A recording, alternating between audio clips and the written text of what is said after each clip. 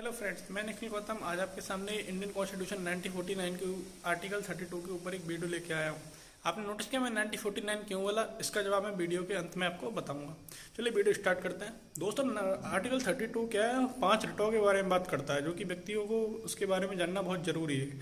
चलिए, पहली रिट जो होती है वो हमारी होती है बंदी प्रत्यक्षीकरण, यानी हैवियस कॉर्पस, जिसका मतलब है अगर पुलिस आपको 24 घंटे के अंदर कोर्ट में प्रेजेंट नहीं करती है तो आप क्या बंदी को प्रत्यक्ष रिट जारी कर सकते हैं। जैसे उस व्यक्ति के परिवार के अलावा कोई भी व्यक्ति जैसे उस जनहित याचिका डाल के उस व्यक्ति उस रिट को दाखिल कर सकता है। दूसरा रिट जो है वो दोस्तों कमांड यानी आपका परमादेश, जिससे मतलब कोर्ट आपको आदेश दे सकती है नीचे। जैसे मान लो कि कोई बंदा जो आपका काम नहीं कर रहा है उसको कोर्ट आदेश, उच्च कोर्ट या कोई भी न्यायपालिका आपको आदेश दे सकती है कि उस काम को कीजिए। परम आदेश यानी परमादेश, उसके आपको काम करना है। तीसरा जो दोस्तों रेट है वो अधिकार परीक्षा यानी क्यू वारंटो। जैसे मान लीजिए कोई सरकारी व्यक्ति अपने पद पर बैठा हुआ तो न्यायपालिका उससे पूछ सकती है व्हाट इज योर अथॉरिटी, आपकी अथॉरिटी क्या है जो इस पे आप पद पर बैठे हुए हो, तो आपको जवाब देना पड़ेगा।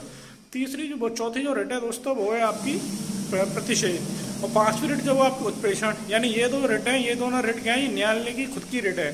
प्रतिषेध यानी मान लीजिए कोई ऐसा आपको कोई केस चल रहा है किसी न्यायालय में और जो केस क्या है उस न्यायालय द्वारा कंटिन्यू किया जा रहा है और डिसीजन भी हो गया, लेकिन न्यायालय को इसका अधिकार नहीं था, उसका जुरिडिक्शन से बाहर था वो केस, लेकिन उस टाइम पे कोर्ट को मालूम नहीं था। तो उच्च न्यायालय क्या है, हाई कोर्ट या सुप्रीम कोर्ट, इस पर प्रतिषेध लगा सकता है कि जब आपको इस न्यायालय का जुरिडिक्शन ही नहीं है तो आपने डिसाइड कैसे किया। और दोस्तों, जब न्याय हो चुका होता है और पूरा न्याय जजमेंट भी आ चुका होता है तब न्यायपालिका क्या उस पर उत्प्रेषण रिट लगाती है।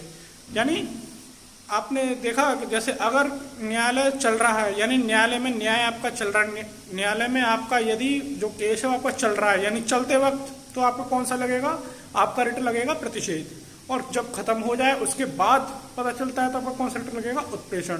दोस्तों, मैं 1949 इसलिए बोला जैसे वो क्या कॉन्स्टिट्यूशन के लागू होने की तिथि है। जैसे जब हम आईपीसी सीआरपीसी को देख पढ़ते हैं तो आईपीसी के साथ 80-60 पढ़ते हैं, क्योंकि 80-60 में हमारा आईपीसी लागू हुआ था।